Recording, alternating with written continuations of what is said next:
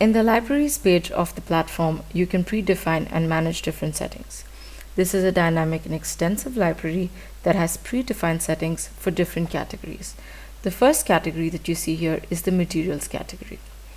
Under this, you can manage your solid materials, fluid materials, and thermal interface materials. While there are different predefined materials available, you can also define your own materials as long as you know the relevant material properties to be included. The second category that we see here is the fans and the pumps. You can define your own fans and pumps along with their related performance curves. The third category that we see here is the manufacturing techniques. In this category, you will not only find several predefined manufacturing settings, but you can also define your own manufacturing related settings. For example, you can define 3D printing techniques with different feature sizes, CNC milling techniques for different tool sizes, die casting settings, several sheet metals related settings, and so on.